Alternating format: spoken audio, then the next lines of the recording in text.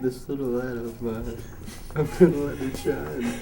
Like it or not, technology is here to stay. In the Armstrong School District, it is moving into the classroom. Education tomorrow starts today! Hip hip hooray!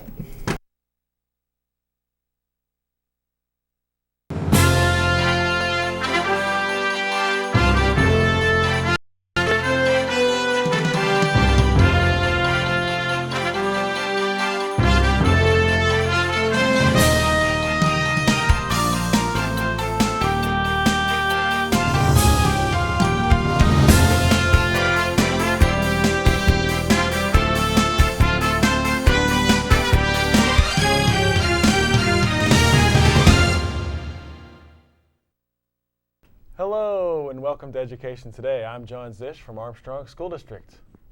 Tonight we have an amazing story to tell you about the state's Classrooms for the Future program. The program gave Armstrong School District $413,000 worth of laptops, interactive plasma boards, and other technology to take education to new levels. We're also going to talk about a May 7th public event called Flip the Switch, where you can see firsthand all of the new educational technology at work in our classrooms. Tonight we are joined by 4 school district educators who will help us explore this exciting new era for the Armstrong School District. Welcome to Education Today. Thank you, John. Would you please introduce yourselves? I'm Frank Aratana, Assistant Superintendent for Secondary Education and District Programs. Oh, very good. I'm Brad Schreckengost. I'm the Director of Technology. Thank you for being here. Debbie Snyder, CFF Coach, Katanning High School and Elderton High School. Welcome. Donna Golab, and I'm a CFF coach for Ford City Junior Senior High School and West Shamokin Junior Senior High School. Thank you. And I should point out to our viewers, whenever we say CFF, sometimes it simply means Classrooms for the future. what we're going to be talking about. So, well, since we're on the topic, would you please tell us your roles in the Classroom for the Future project in the Armstrong School District? John, my role is to oversee the project and to determine how the technology will be infused into the school district. And we made a decision that, in fact, we wanted to look at science first. We'll get into a little more detail, and certainly with the assistance of Mr. Schreckengost from a technology standpoint, it's been very helpful. And Mrs. Snyder and Mrs. Golab, or Dr. Snyder, I should say, and Mrs. Golab, they're down in the trenches and doing a great job working with the teachers.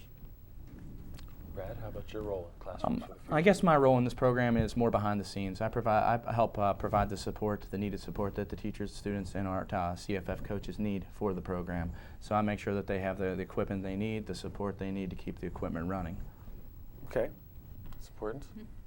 My job is an instructional coach. I work in the schools with teachers, helping them to incorporate technology into lessons that they already teach. They're already doing a good job teaching, but we need to incorporate that technology into their classrooms. Okay. And basically my role is the same. We're trying to create the 21st century classrooms so that the students are always engaged in the learning process and taking their regular lesson plans that they have and modifying them to incorporate technology. So Dr. Snyder and Mrs. Golab, you work at the school level, Yes. helping to infuse the technology in the classroom level. Yes. Okay. Brad and Dr. Aratana, you work at more of the administrative level, overseeing it in the big picture. Okay. Well, in a nutshell, would someone explain, please, what the Classrooms for the Future project is all about and how it's working in Armstrong School District? John, in a nutshell, I think Classrooms for the Future is a state initiative for districts to be able to integrate technology into the classrooms. We in the district decided to go by content area when we initially wrote the grant, where we applied to do science, English, social studies, and math. This past school year, we were able to, as you said earlier, obtain over $400,000. And we decided to infuse the technology into our science classrooms, where teachers will have the opportunity to use whiteboards and projectors and laptops with students. So in fact, they can, I guess, have a real hands-on experience with science, so they have a better feel and understanding, and I guess have science come to life a little bit more for the students, so it makes it a little more interesting. And in essence, what we're doing is giving teachers an additional instructional strategy or tool to use in the classroom to help deliver the curriculum. Very nice. Anyone else want to add to that? Move on to the next question. Okay. Well, what types of technology did the $413,000 Classrooms for the Future grant purchase for Armstrong School District students? Well, John, we received many different technologies, and I'll start by talking about the laptops. We received 25 teacher laptops, so every science teacher now has their own laptop. We received approximately 400 student laptops, and those laptops are in our mobile carts. We have 17 mobile carts that are distributed between all 4 high schools for the science rooms, so those students can actually share those mobile carts within the school. We also laptops there. Well, yes, a lot of laptops to support. We also received 25 webcams, so every teacher has their own webcam for their laptop, and we also put into the classroom permanently mounted 25 whiteboards. So every science classroom has a permanently mounted whiteboard with a permanently mounted projector. That's good. Now, people out there watching, not everyone may have a laptop. Can you please explain the educational advantage of giving students laptops? How does that open things up in the classroom setting? I think it provides more flexibility for the teachers and for within the learning environment. The students no longer have to be taken down the hall to a fixed computer lab where they can actually bring the lab to them. It saves time, and it's space saving and time saving. Excellent. When did all this equipment become operational? We received equipment in early February. It took us a few weeks to get we had to re-image all the computers, get them configured for our environment, and then early March we delivered them to all the schools. Yes, and I think, I hope I can put you on the spot and ask you, I know there's an interesting story about how much work it took to get the equipment out to the schools. Can you please share a little anecdote about that? Yes, it was very challenging. 400 laptops turns out to take up a lot of space with 17 laptop carts, and we actually rented a U-Haul from a local company, and we, all 4 technicians and myself, and we delivered the laptops to each building. Wow, heroic efforts. Yes. Well, how many students is this benefiting roughly, and what grade levels and classrooms are we talking about for this first round of Classrooms for the Future funding? There's approximately 2,100 students who are benefiting from the program. And we have 4 of the 5 secondary schools are in the project. It's initially touted as a high school project for grades 9 and 12. Since 3 of our buildings are 7 to 12 buildings, the students in 7th and 8th grade also have the opportunity to use that equipment based on what they're being taught by the teachers. So we're very comfortable with that. What our plans are with local monies is in the future is we try to allocate funds for the junior high school, which is 7th and 8th grade, is to try to also infuse the technology into those classrooms in the future. Now this next question, I'm assuming would go to one of you two, maybe both of you. How are students reacting to this technology? What do you see happening out there? Do you have any anecdotes to share about student learning and how it's increasing? The students are actually very positive to use the equipment. They're excited to use it. They're engaged in the learning process. And whenever they're in their classes, the students enjoy having the interactive whiteboard because everything's more visual to them now. And then whenever they can transfer from the whiteboard to their laptop and actually go online and use some of the web resources, they actually see the relevancy of the lesson. And so it's very beneficial for them. One of the things about the laptops, when we talked about that before, what was the advantage of having a laptop, is I see kids taking a laptop, maybe one student's working on that, but you can go into a group where kids all can get around the one laptop. Somebody's taking the notes or whatever, somebody's giving feedback as to what the lesson is involving. You might give them a lesson about something authentic. Here's a disease, for example, and we give all the symptoms of the disease, and then we say, well, you know what, there's a list of bacteria and what those bacteria cause on this website. How about going there? So you get the group of kids and they're saying, well, no, it can't be this bacteria because it causes such and such of reaction. And then once they diagnose their disease, then they can pick out what antibiotic they would be able to get. So there's a lot of technology available for authentic projects like that, where you take science and move it into the real world, or take the real world and move it into the science class.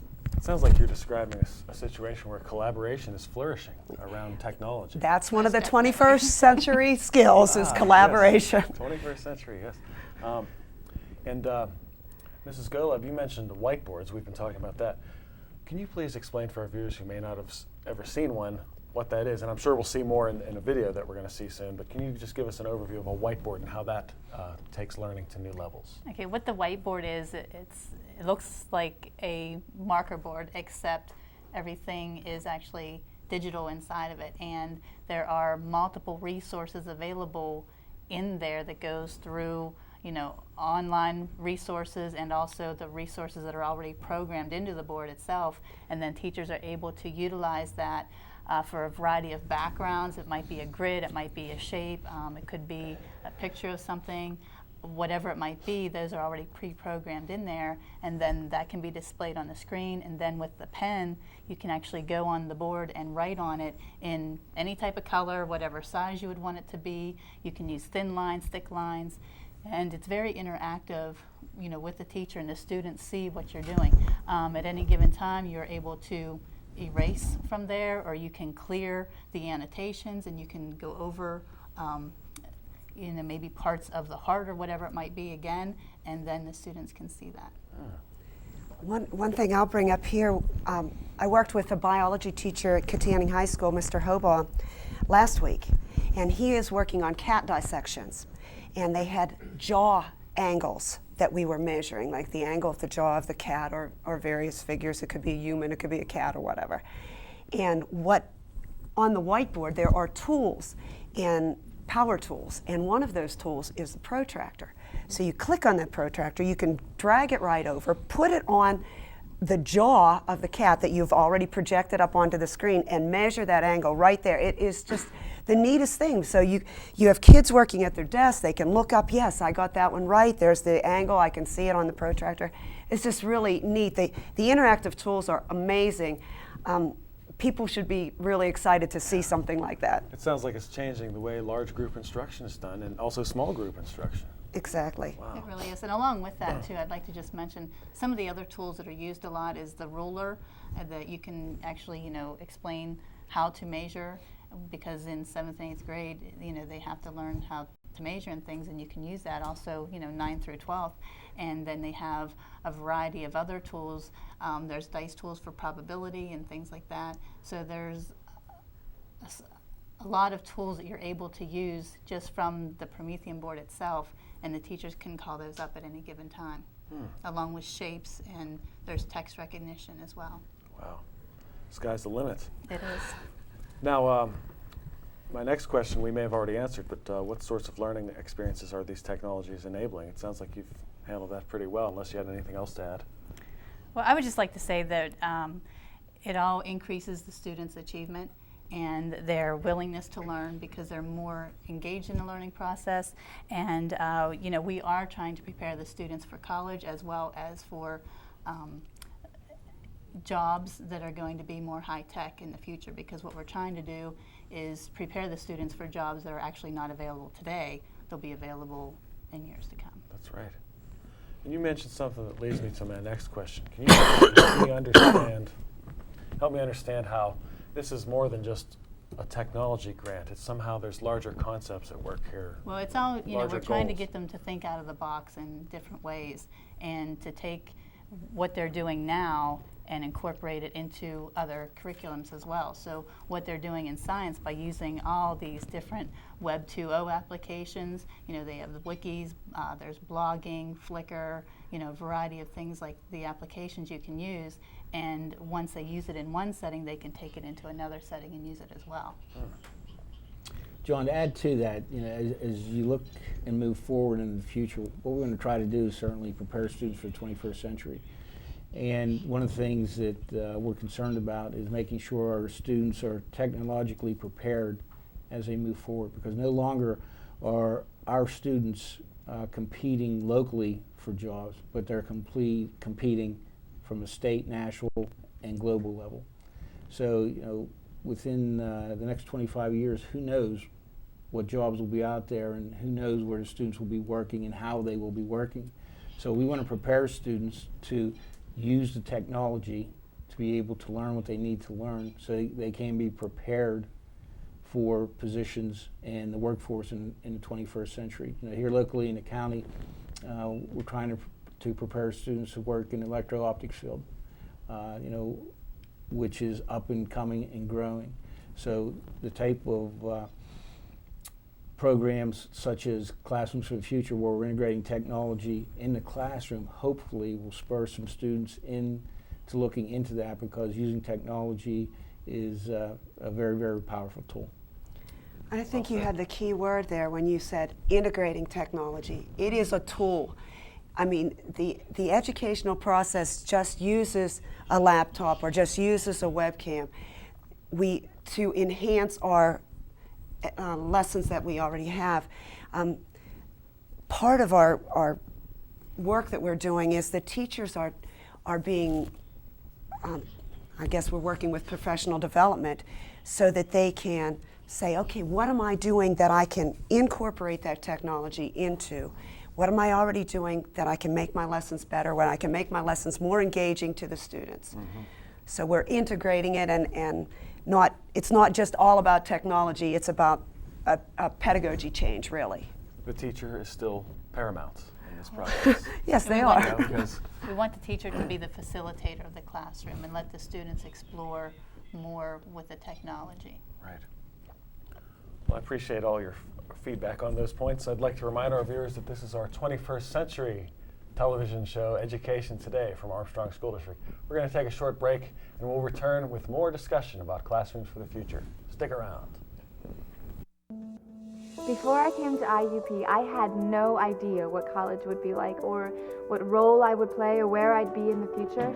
But when I came to IUP, everything changed. I met people who really made me feel like I belonged. I had great classes at a great nationally ranked university.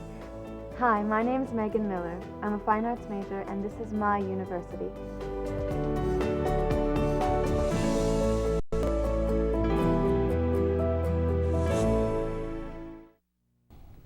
We're back with Armstrong School District's Education Today. Our topic tonight is Classrooms for the Future, the grant that is infusing Armstrong School District with all sorts of exciting new technology for learning. Mr. Schreckengost, I understand we have a special public event planned to promote this. Would you please fill me in on some of the details and what people will see when they come? Yes, we have a program called Flip the Switch, which is going to take place at Katanning High School on May 7th. We're going to invite the local legislators, members of the business community, and community members and parents to actually come into the school and see this technology at work. May 7th at Katanning Senior High School. Very good. Yes, Any other details? The Flip the Switch will be at Katanning High School on May 7th. Everyone will meet in 1 o'clock in the auditorium at Katanning, and then from 1 o'clock to about 1:45 we'll do a welcome and introduce CFF and let the public know more about Classrooms for the Future, and they'll be able to actually watch videos of the students using the equipment throughout the district. And then at about 1:45 we're going to let the public go to the actual science classrooms in order to see the classrooms in action using all the equipment. That will be the 8th period of the school day, and most of the science teachers are engaged in teaching at that time so that the students will be using the technology, and the community members and legislators can see the technology in action. We will have a classroom available for people to come into and look at the whiteboard or play with the whiteboard and mess around with the technology and just kind of see what the kids are experiencing daily. So they will be able to do that during that, like, 1:45 till the end of the school day. Then we'll bring them all back to the library, and our foods and nutrition classes will be preparing a refreshment bar for us. So it should be a great event, and I hope lots of people can come and enjoy the festivities. So we certainly invite viewers to come to the Katanning Senior High School at 1 o'clock p.m. on Wednesday, May 7th, to see the Flip the Switch events. We'll be essentially flipping the switch on all this technology and getting it started. Thank you for your work in planning that. I understand we have a special video now to show a little bit about some of this technology. Let's take a look, and we'll talk more about this when we come back. I want to thank and congratulate you for being part of the historic Classrooms of the Future program, which has become the largest technology initiative in our country. The efforts that we are making are paying off.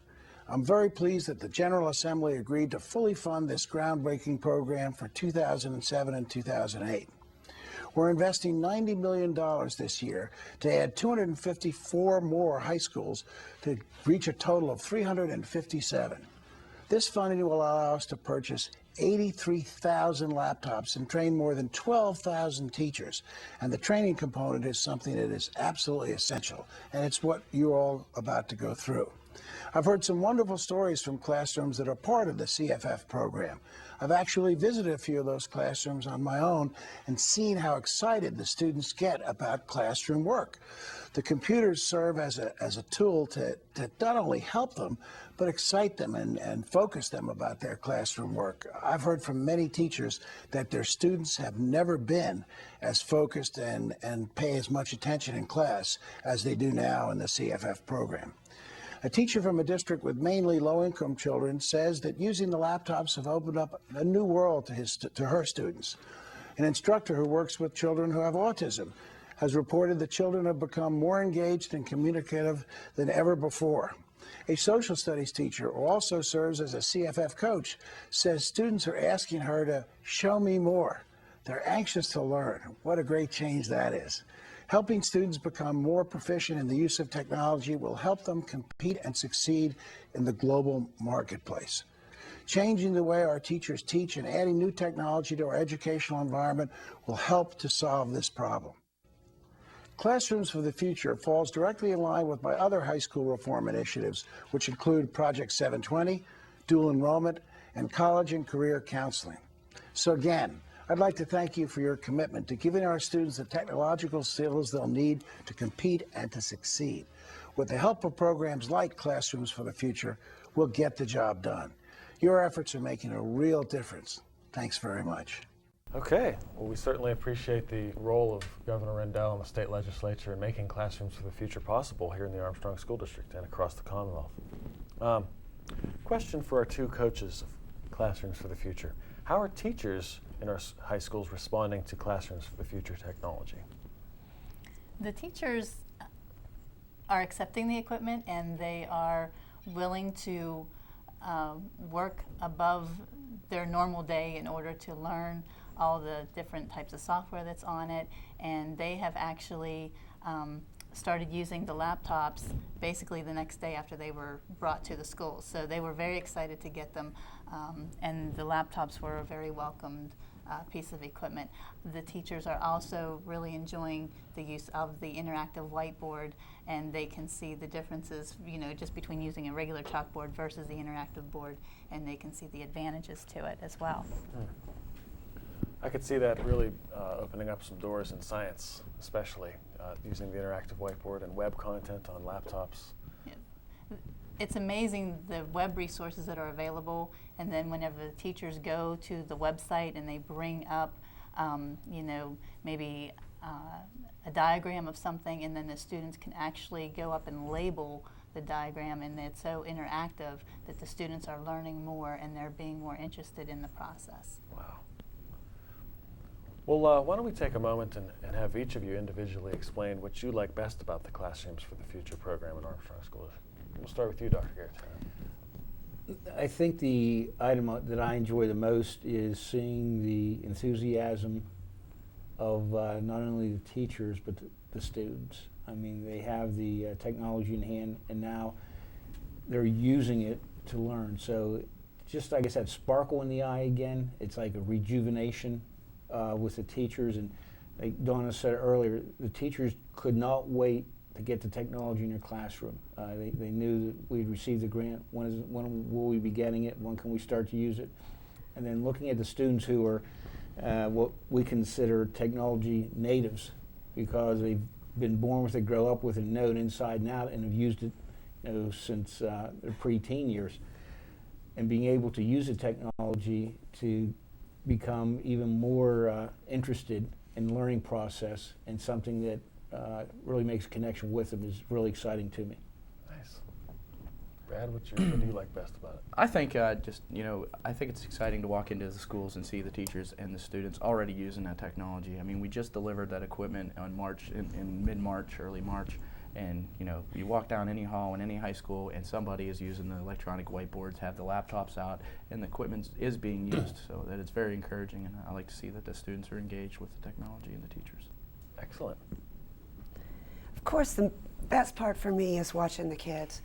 It's always the most exciting to see kids engaged in learning when they have that moment where they say, I get it now. That's the the light bulb, and that's the best part about teaching, is watching the kids become excited about learning, become excited about what they're doing in the classroom. Very nice. And obviously I'm a former business education teacher, so incorporating all this technology for me is just wonderful, because now all the other subject areas are now able to use the equipment that I was able to use previously, and so now all the other students are now affected by it, and it's just a joy to be able to see them actually learn something new, and you can actually see it in their eyes that, it finally clicks now. I understand this process, and they have, they bring into the classroom, the students are already using digital technology at home, and so now when they're in the classroom, they can use it now in the classroom instead of just waiting until they go home and then use it. So it's a great experience. Very nice. What are some future plans for technology using classrooms for the future? John, what we are looking to do, and working with Brad, plan to complete a grant where we would like to continue moving in our core content areas. So we would like to infuse the technology into English next year, social studies, and eventually mathematics. Now, we have some technology in our mathematics classrooms that we started a few years ago, but our goal as a district is to try to equip every core content area classroom with technology for the 21st century, which is the interactive whiteboard, which is the projector with laptops for student use, as well as one other piece of technology we didn't speak about yet today are classroom responders, where students actually, a teacher can use those with students to get a good feel as to what the students understand and get a quick response from the students immediately. So we're also infusing that technology into the classroom. So we're moving in that direction, and we're excited about it. That does sound exciting. Any other messages you'd like to share for the benefit of our viewers before we close? I'd like to share one more thing, John, is not only are we talking about the Classrooms to the Future grant, this grant, we put in classrooms for the 21st century. These are the model of the classrooms for the future, and as a district moving forward, this is the model that we want to project and use for all classrooms as we are able to upgrade, even take this Classrooms for the Future to the elementary level and put interactive whiteboards and computers in, so all students have the benefits of using this equipment someday. Very good. So our idea as a district is we're going to take our 20th century classrooms and turn into 21st century, so we have more socialization going on, and we're going to collaborate more together and incorporate the Web 2.0 applications. Before we go, can you just explain Web 2.0 for those who don't know it? Okay, Web 2.0 is basically whenever you're actually going to edit things on the internet, or you're going to actually create things with other applications. So if any of you blog, or if you use wikis or Wikipedia, those are things that are considered 2.0. Flickr and a variety of those types of applications are all there. Buzzwords, I don't know if you've ever have heard of those, but using buzzwords, mashups, whenever you're taking something from one program, adding it into another, and you're mashing it together. So those are kind of 2.0 applications. Wow. Well, that was certainly a futuristic ending to our show today. We appreciate all of our guests coming out. Thank you so much for your time, promoting Classrooms for the Future. I'd also like to thank the TV production class of Katanning Senior High School, led by Mr. Ed Bauer. They were our film crew today. Great job. And remember, please come out to the special Flip the Switch events to see all this technology at work. It's at 1:00 p.m. on Wednesday, May 7th at Katanning Senior High School. Please join us again next week for another look at the Armstrong School District. To learn more about the district, visit our website, and have a great week.